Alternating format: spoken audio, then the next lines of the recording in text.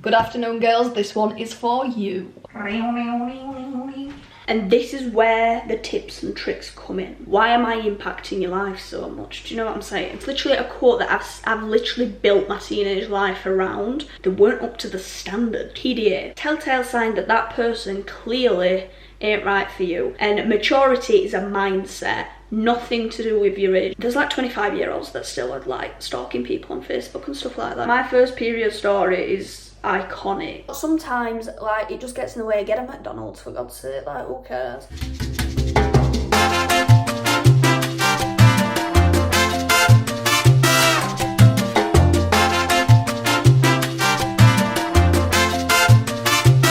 Welcome back to my YouTube channel. In this video I'm going to be doing something a little bit different than what I've normally been doing. So in this video I'm going to be doing a TMI, a bit TMI. It's not that bad. Like girl talk video, like questions you might want answering if you're a teenage girl or even a bit older. Like, well, a teenager. I forget that I am a teenager. Like, I consider a teenager like a 12, 13, 14-year-old.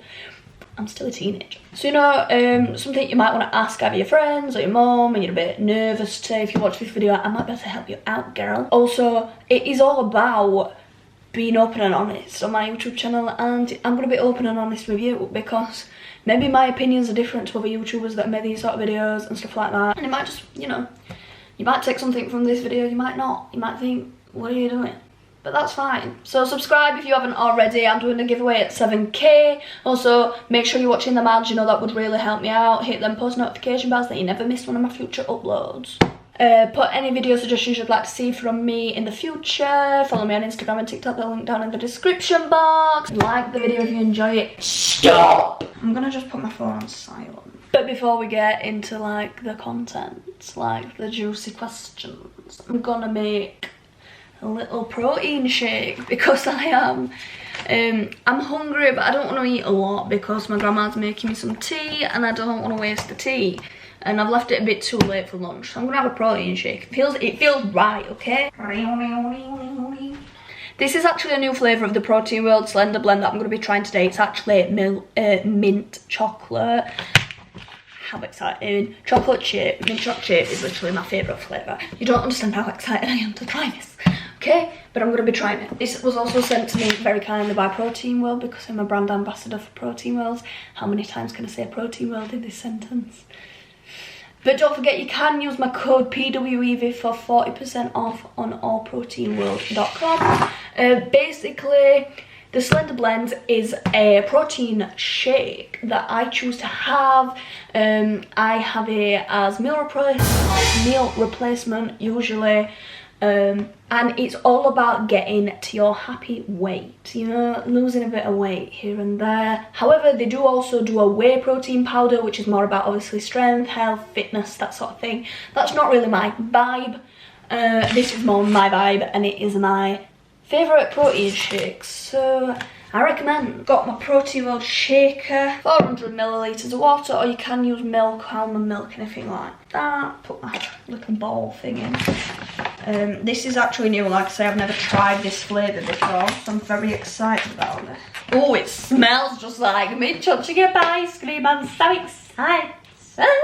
So this is 201 calories per serving. It's no added sugar, high protein, and like I say, it's in the chocolate mint flavour. 1. Then you want to screw the cap on and make sure it's on very tight. You're gonna shake away. I'm gonna try it. Are you ready?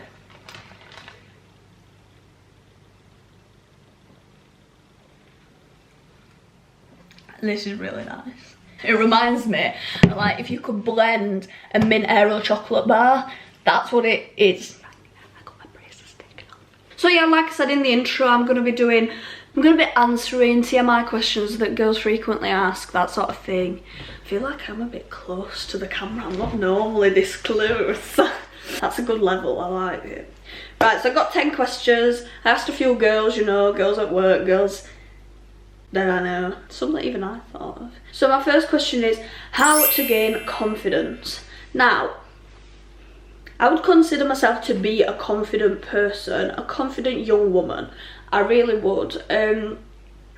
To a certain extent. If you're on about how I am now at the minute, I'm not that confident, and this is where the tips and tricks come in. So I've had a bit of a bad time, a bad few months lately, and I've not been my normal self at all, really. Like me, you know, like 3 months ago, I was how I've always been. My personality hasn't really changed.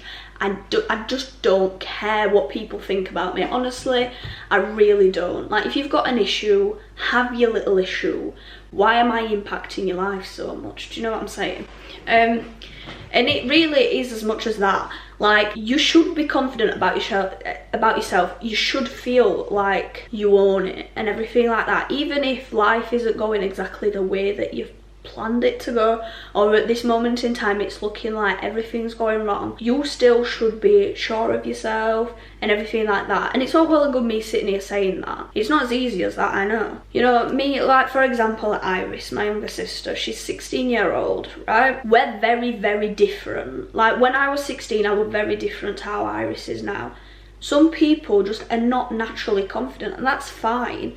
But like this question, how to gain confidence, the first thing that I always recommend, and I've told this to Iris so many times, is just don't care. As soon as you hit that bit where you just don't care, people want to watch the backs. You're there to stay. My other trick also comes from a quote. This is my favourite ever quote. Favourite quote ever. And it was said by Carrie Fisher, who is, you probably know, but if you don't know, she's the actress that played Princess Leia in the Star Wars things. That's how I know her. Like, I know her from being Princess Leia, but then I started watching all the chat show interviews and stuff like that, and she's a proper sound woman. R.I.P. Queen. So yeah, and the quote is, stay afraid but do it anyway. And I think that is such a good quote. It's literally a quote that I've literally built my teenage life around, because there are some situations you just aren't going to want to do, but you know that it's going to benefit you, right? And this like whole gaining confidence thing, you need to have the confidence to do these things that you might not do, but if they're going to benefit you in the long run, this is why you need confidence. For example, like standing up for yourself, not letting people walk all over you, stuff like that. Even stuff like as silly as doing some jobs at work you might not normally do, but it's going to benefit you in the long run to progress in your career. It can be all like different situations, like career, personal life, friendships, relationships, like school, stuff like that. Anything, it literally can be. But even if you're afraid, basically it's okay to be afraid, but do it anyway. Like, do everything that you need to do, even if you are afraid. And I got into this mindset, silly enough, about my teeth being pulled. Before I had to have my brace put on, I had to have a lot of teeth pulled, and I'm scared of injections, especially injections in my mouth, or I were at the time. And I've literally conquered my fear of injections by thinking, stay afraid but do it anyway. Louise, one of my friends from high school, she'll vouch for you. She had to drag me into that theatre to get my injections for like year 9 jabs or year 10 jabs, whenever it is. But then after that whole episode, the mindset of stay afraid but do it anyway changed, and then now I don't even get that bothered about having a jab. You know, I don't think anybody loves jabs, but like, I overcame it. So that is my advice on gaining confidence. Don't care what people think, because why are you impacting on their life? That's their issue, not yours. Stay afraid but do it anyway. And fake it till you make it, honestly. Act like you're confident, the real confidence will follow. Question 2, how to deal with the prospects of a relationship with zero experience. This is an interesting question, and I feel like I'm a very good person to answer this question, because I chose not to have relationships with boys, or this doesn't just have to apply to boys, but from my point of view, like, I am straight, so in my head I'm saying boys, do you know what I'm saying? Right, in high school I never really went near many boys, not really at all, hardly ever, right? I'm not saying a lot, but like, boys did show me interest, and no offense to them, but they weren't up to the standard, do you know what I'm saying? I just turned them down. There were like a few boys that I like messaged and stuff like that, but I never cared enough really to be like, oh my gosh, I got a boyfriend. Yeah, like, I never did like high school romance, never did anything like that, and that's fine, because I now have great experience to tell you about how to get into like what to think about a relationship, or well, this question, how to deal with the prospects of a relationship with zero experience, because I had zero experience. It is just that. When I got into my first relationship, my first serious relationship, I obviously didn't have a clue what I was doing. However, what I think the basis of it is, if you have good morals, you know, if you're a good person, you have good morals, then you will thrive in a relationship with another person that has good morals. Because it's just like a friendship, right? Like, oh, I like doing this. Oh, let's do it more often then. I don't like this. I respect that. We'll not do it again. That sort of thing. You know, when you're first getting to know somebody, that's the important thing. You need to get to know people. You need to get to know the boundaries. You need to get to know what that person likes, what that person doesn't like. You need to know like what that person's comfortable with. PDA. You might be a really affectionate person and your partner might not be. You need to establish that early on, right? You know, me personally, I do like public displays of affection to a certain extent. If the partner I were with were like trying to like kiss me all the time and like pick me up in middle of town or something like that, I wouldn't like it, because like my views on public displays of affection is like a subtle little things, like maybe a little kiss, or maybe holding your hand or something like that, or having your arm around you, right? I like that.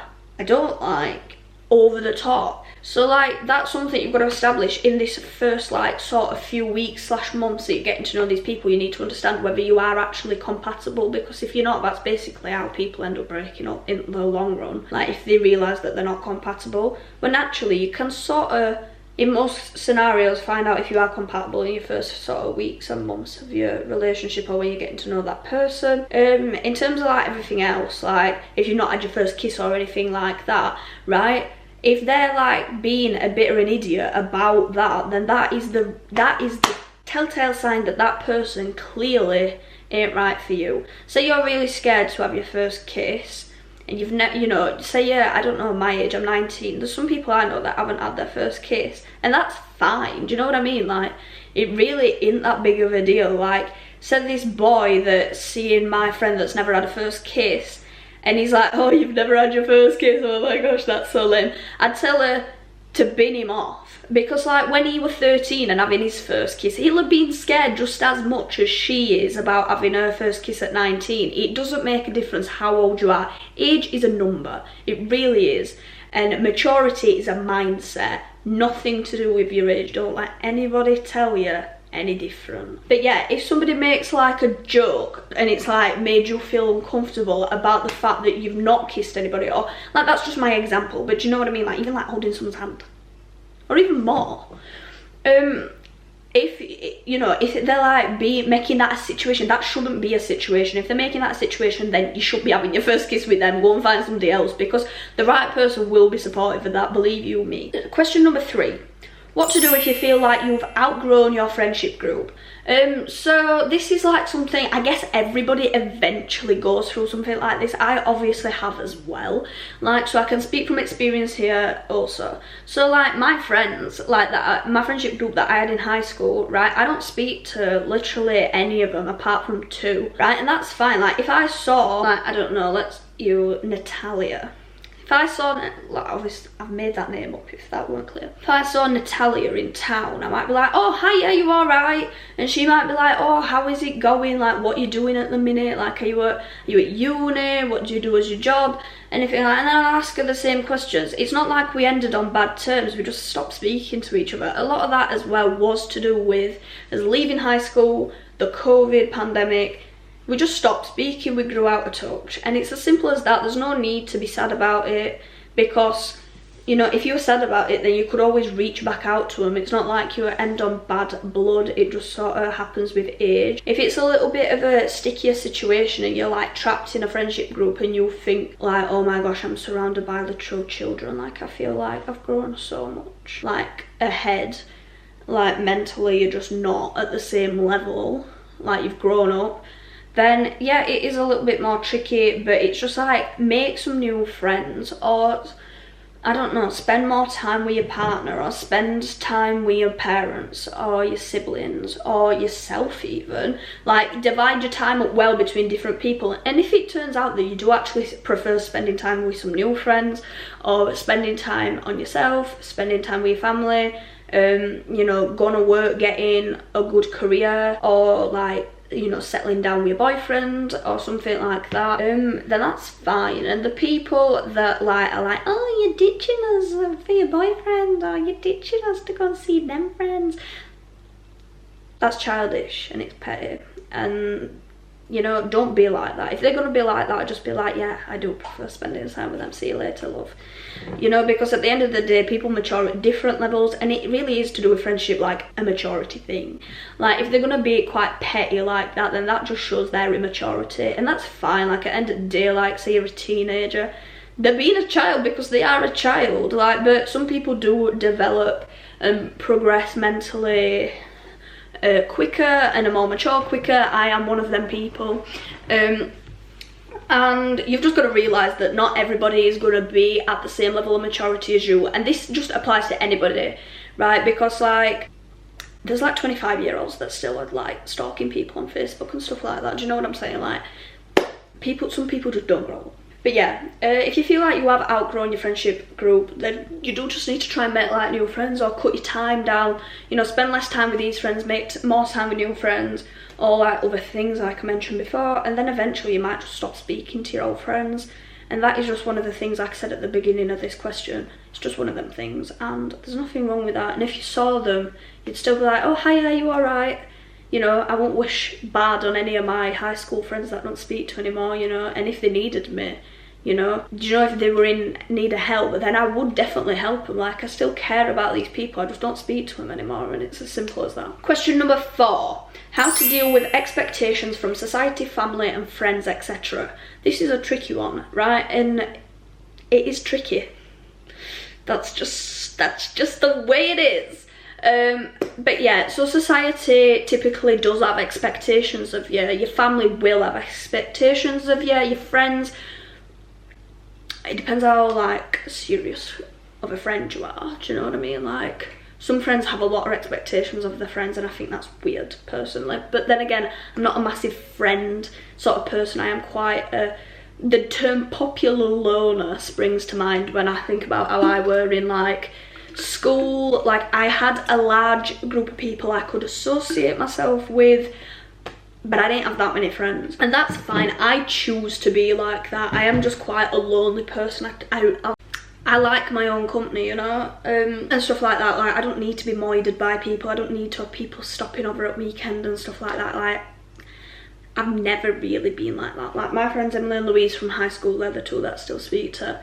They'll tell you, like, I go for months without speaking to them, especially with me. I haven't texted them in ages, and I really hope, in fact I texted Louise today because she swiped up to the story when I got my braces taken off, right? But like, if Emily needed me, I know that she can ring me, she'd be like, Evie, I need you, we've got a situation, right? I know that she could be like that. Me and Emily, I've known her since I was 3, like, you know, our friendship ain't going anywhere. I don't even remember like ever falling out with her, maybe like once in like year 8, I think.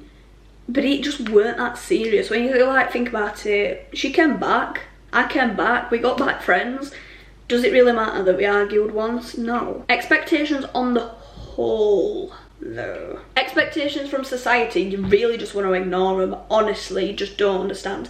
I am a person that values family, marriage, friendship, children, that sort of like typical just like family life. I value that a lot higher than I'd value a magnificent career and having a Bentley on drive and living in like a fancy pantsy house.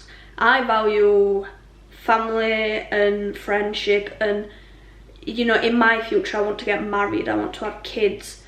I value that a lot more than what society kind of wants us to at the minute as women. I feel like they're pushing for like women to be strong, independent women, and of course I'm not saying for a second that you need to depend on a man. I'm really not. but you can be a strong independent woman and be a family woman too. It's just the truth, right? Because my mum is a living example of that. She's, you know, bossed a career. She put a career on hold to have me and Iris, raised us, you know, with my dad obviously as well, you know, and now she has a right job. She's got an amazing career. She's got, you know, she's got literally a world at her feet in terms of her career, but she also does have a great family. Like, she's, you know, she's got me and Iris, who are, well, I'm an adult now, Iris is, you know, doing her GCSEs this time. She's got kids, she's got an husband, and then obviously we've got the grandparents as well, and like the cousins and everything like that. And that's what I mean, you can do both. Like, society basically makes it out that you either have to be like the rich aunt or like an housewife, and it isn't like that anymore. Like, maybe there were a time, well, there clearly was a time where women, you know, didn't really have a say or anything like that, and the times have changed, and you can do both, believe me, right? Because I will do both, you know. Like, I've got a very good example, you know, in my mum are doing both. For example as well, if you just wanted to be a housewife, that's fine. If you just wanted to be a career woman and like a boss girl, that's fine as well. Like, you don't have to do both, but then again, you don't have to just fit into one bracket. So that's on society. In terms of family, that's a tricky one, and it's a lot that it is a tricky one, it really is, and I can speak from experience with this. Yeah, what your family wants of you isn't necessarily what's best for you personally, you know, and that is, it's a tough pill to swallow, it really is. Like, said my parents, they might have thought that I would be a massive academic student. I'd have gone to university and passed whatever you pass, a degree or whatever you get at uni, and gone into a massive career, had loads of money, bought a massive house. They might have thought that that's what I was going to do. Is that what I've done? No, it's not. I am still living at home. I have a full-time job and never went to uni. And that's, you know, that was my decision to do that. I'd rather pursue my dreams and ambitions the way I want to do it than live in what my parents might have thought that I would have done. Like, because at the end of the day, you've got to remember that your life is your life for a reason. It's not your mum's life, it's not your dad's life, it's not your sister's life, it's not your friend's life, it's not your boyfriend's life, it's not your grandma's life. Do you know what I'm saying? Like, if you're living your life for other people, and I know it's hard, it really is hard, because I care what people think so much. Not as in what they think about me, but I care about letting people down, because I am a very caring character, and it's a characteristic I don't think a lot of people know about me unless you know me well. I'm ridiculously caring. I'll put anybody before myself, and that's an issue sometimes when it comes to like choosing what's right for you and what like your family wants you to do or your friends want you to do, etc. So yeah, just remember that it's your life and you're the one that's living it. It's your decision at the end of the day. Then the only person it can fall back on is yourself, right? Because like, there's a lot of things where I've like listened to my mum and then it's gone wrong, and I can literally blame my mum for like some stuff that's gone on. Right, if you don't listen to your mum, or you don't listen to your grandma, or you don't listen to your dad, right, you only have yourself to blame, and that is really the best way to be, because like, you don't want to be like just living in regret and not doing what you think's the best. Like, there's one thing about me, I have no regrets, right? I don't, because you know, in the end, I stand up for myself, and that it's an important thing to do, especially when it comes to like what people expect from you and stuff like that. Question number 5, how to react when you get your period. I'm presuming this person meant the first period. I think she did actually, she did mean a first period. And period tips and tricks. Right, periods are something I've not really talked about on my YouTube channel, but it's just a very normal topic. Everyone talks about periods, girls talk about periods all the time. My period, like my first period story is iconic. It's one of my best stories. So I will explain how that went about, and then what I could have done really to like better my chances, because obviously as a young girl, you know, you barely even know what a period is, and then all of a sudden it comes along. I need to stop biting my fingers. So yeah, my first period story, let me set the scene. So I were in maths class, year 9, sat on a table full of boys. Yeah, it just had to be that way. And one of the boys on that table actually were a friend that I'd had since like primary school, and he actually was the one that ended up sat in questioning me. So it was fine, like, as far as it goes. The other ones were like strangers. I just felt odd. They were like, I felt a bit damp. I was like, this ain't right. This ain't right. Last thing I thought on my mind though was that, oh my gosh, I'll start my period. I thought I peed myself. So I went to the teacher and I was like, Miss, can I go to the toilet? And she was like, yeah, if you're quick, it's just be break time, like teachers are. So I goes to the toilet. I was mortified to find period in my pant. Now, I was obviously, I think I was, yeah, just turned 14, 5th of March, if you're interested. Just turned 14. I had not got any period pads, any tampons, anything like that, because I weren't prepared. And this is where my tips and tricks come in. As soon as you hit, I don't know, like 11 or 12, or whenever your parent, my mum gave me a book to read up about periods. Like, whenever your parent, or whenever, you know, like at school when you start doing about periods, whenever you like learn about the period, buy a pack of period pads and just stick them in your bag. Bestest way to keep yourself from having this happen to you. So I was like, oh my gosh, it's my period. So I went back into my maths class, grabbed my planner, went straight, and I walked towards the teacher. I was like, Miss, like, I think I've started my period and I don't have anything on me. Now, other situation, Emily, she'll not mind me saying this, I hope, because I'm going to say it anyway.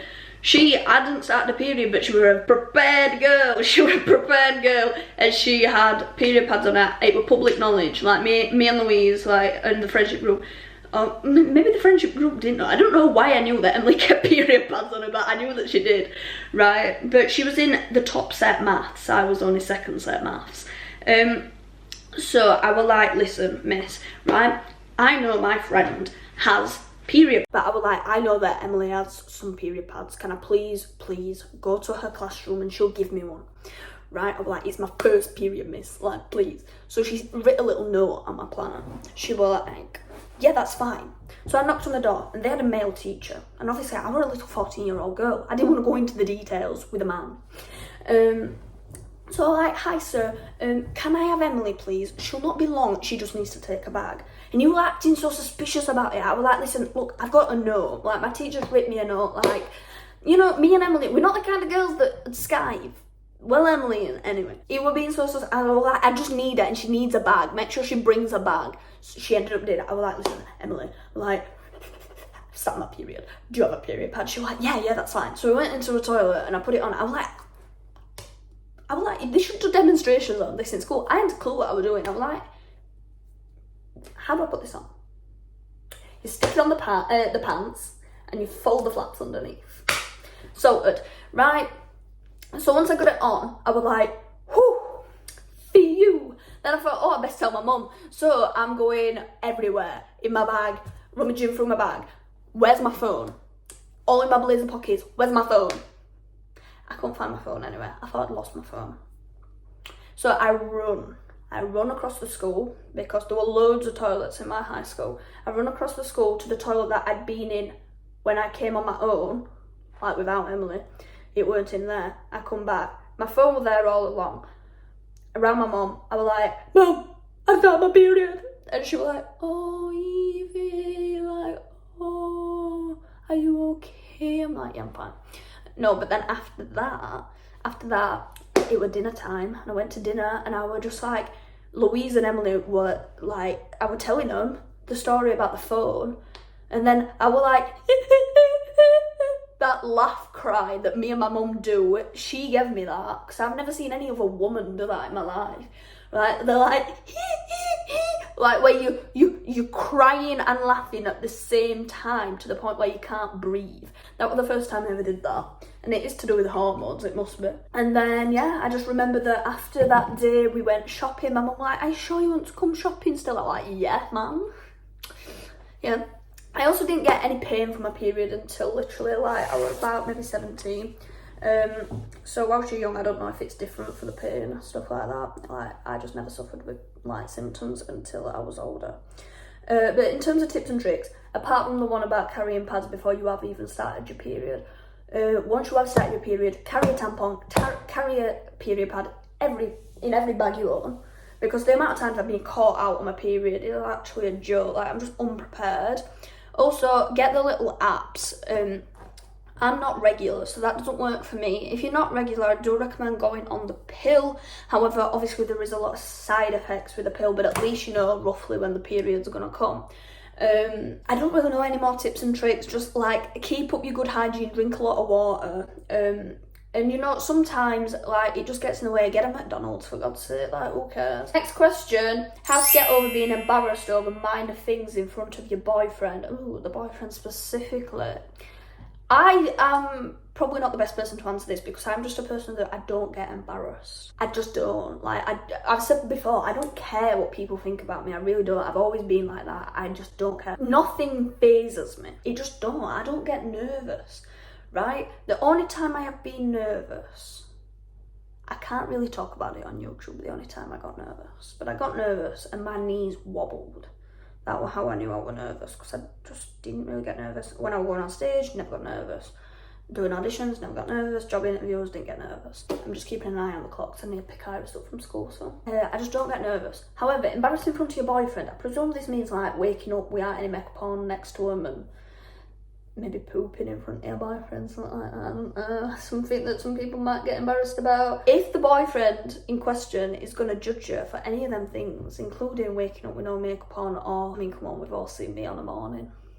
It's enough to get anyone a cardiac arrest. Like, with your hair all over, yesterday's mascara under your eyes, like, horrible, like when you've dribbled. It doesn't matter. Everybody does it. He does it himself. So if they're going to judge you about that, then that's more telling about what they're like as a person than it is about what you are like as a person, because you are just doing something that everybody does every single day when they wake up. Yeah? Everybody knows, every man knows that you don't look like a swimwear model when you wake up. Nobody does, even the swimwear models don't, right? And that's just one of them things. It don't matter. Right? It really doesn't matter, right? If you do something that you get embarrassed about in front of your boyfriend, then you want to be asking the question, why are you embarrassed to do it in front of him? Like, do you actually feel comfortable in a relationship with him or being around him? Because that's the sort of thing that springs into my mind. Obviously, like, there's a difference between feeling like embarrassed, like a bit embarrassed, and being like, oh my gosh, he's gonna think I'm disgusting, or he's gonna think I'm so weird. Like, for God's sake, when I introduced my first boyfriend to my life, and you might have picked up on this if you watch my other videos, I speak like Ziggy. Like, Ziggy has a voice. Hello, nice to meet you. My name's Ziggy. What's yours? And I speak like that all the time. Whenever Ziggy's about, I literally do that voice, and I speak back to him in my own voice. And like, it's just something I do. I've always done it since literally when he was like 6 weeks old, probably not even that, like a few days old, right? You know, the first time I did that in front of my first boyfriend, I thought, oh my gosh, he's gonna think I am insane. And he was like, what's that? I was like, it's Ziggy speaking. He was like, sound. Do you know what I mean? Like, the right person ain't gonna judge you for being yourself, honestly. And that's really all you can say to that question. 7 tips on how to know your worth. Well, I am very sure of myself. That is one thing I do credit highly about myself. I am sure of myself, right? And to know your worth, right? Your worth isn't like, there's not a list of things that you do to know your own worth, right? And this is what annoys me. For example, if you split up with your boyfriend, right? And it didn't go the way you wanted it to. Say he split up with you, right? You texted him and been like, listen, Fred, I didn't want to split up with you. Right, I think what we have is really good, and I would like you to reconsider, you know, your opinion, right? A lot of people will say that's like not knowing your own worth. I disagree, right? Knowing your own worth doesn't have to mean to say that you're like unvulnerable, right? You know, if your boyfriend's just stamped on your heart, right? There's no need to just be like, yeah, screw him, bye, I've got another boyfriend online.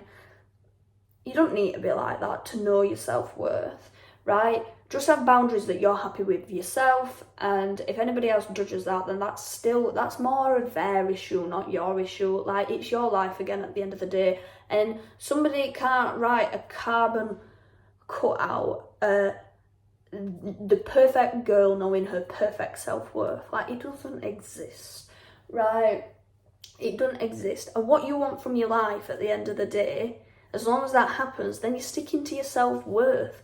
You know, I'm not saying for a minute be a doormat and get mugged off all the time and stuff like that. I'm not, right? But if it means, you know, if you feel like you're not being yourself for knowing your self-worth, then is that knowing your self-worth? Because I don't think it is. How to not worry financially at a young age? This is a good question because I am obviously still quite young. I'm 19 years old and I have obviously a lot of financial responsibilities now compared to what I did like when I was 16. When I was younger, tip to my younger self, start saving early, right? But don't just be like, oh, I can't go out with my friends to the cinema because I'm saving all my money. Because obviously you're not going to have a large income at a young age. You might have a bit of pocket money, a bit of an allowance. You might have a Saturday job, something like that. You might sell your trainers, you know, on Depop or something like that. You don't have like a constant income coming in like you do once you start getting employed and everything else. But you also don't have the bills. Right, and obviously whilst you're a kid, whilst you're young, you want to be having fun. Like, that money, it's going to come back, right? So like when you're like 12, 13, 14 and you just get like, I don't know, a few pound off your parents a week, right? You know, go and buy a bag of sweets, you know, save up for an iPod, or that's something I saved up for when I was younger. Like, I don't know what people save up for now, like new Xbox or something like that. You know, like some people I know, like, say, I want the new Nintendo Switch. Like, my mum said she'll put half to it, I'm saving up half the money. You know, just stuff like that, stuff that you're going to use, stuff that you're going to enjoy whilst you're young. However, once you get to the sort of age, I'd say maybe 15, probably 16. 16 is more like thing. Like, when you go to college, start saving properly, get a savings account. I think at 16 in England you can get like a debit card, so I think you can get a savings account. Or what I did was, like, most people have like a trust fund thing that you can't access until you're 18. I used to put like a cut of my, I also started working young though, so do you know what I mean? Like, I started working when I was 14, right? When I was 16, when I was 17, I started working a frequent job, like a full-time job. It quickly became a full-time job for me, in and amongst my studies. I used to try and put a cut of my money each month into this untouchable account or my savings account. Now I can obviously touch the untouchable account, and like that started off at £280. I used to try and put £280 of my like money into my bank a month, and sometimes I didn't do it and I used to like beat myself up about it. Is it that serious? No, it's not, because at the end of the day I've just bought myself a car. Do you know what I mean? Like, I missed, I don't know, like 6 months on trot last year, and the money's come back. It always is gonna come back, right? And that's something you need to remember. Like, don't stress yourself out when you're a teenager about money. Like, it's really not. Like, there's plenty of time when you're an adult to be worrying about money. You're young, you're free, do what you want with your money. Buy them sweets, buy that book, buy that film. Do you know what I mean? But always be aware. Like, I think kids do need to be aware of like money. You need money to survive, that sort of thing. You need to know that it don't grow on trees. And you know, be financially responsible from a young age. That's different than worrying about finances. Obviously, I know there's a lot of different situations. Everybody's situation is different with money, especially. But like, I started off putting £280 in. That's a lot for a, like, I have a large savings number compared to like what's typically average of my age. That's just because that's something that I wanted to do myself, you know. But like, it doesn't matter where anybody else is in comparison to you. I started putting 280, 450, and then I used to do like 800 a month, and then I started doing £1,000 a month. That is ridiculous. And you ask my friends, I'm always saying that I'm skint. Do you know what I mean? Like, I was that set on my savings that my savings came before, you know, sometimes I don't know, going to McDonald's with Abby. Do you know? When you put it like that, it's not worth it, right? And obviously, now is the time when I do have to start saving my money. I definitely can't put £1,000 in my savings every month because obviously I've now got bills to pay. I've got my car to pay. I've got car insurance, phone bill. I pay off my MacBook in instalments. You know, paying stuff off in instalments helps your credit score. So that's something I wanted to do. But in turn, that means you've got more bills. But yeah, don't worry at a young age about finances because it'll all fall into place. Feminine hygiene tips you'd recommend. My main feminine hygiene tips I would recommend is exfoliate your armpits. Gosh, like, God's sake, there's not worse than smelling of BO. Nothing worse. Ew. Disgusting. Right, you know, get a nice deodorant that you like, one that you like smell, or I know there's some that have just horrible smells, so make sure you like the smell of it.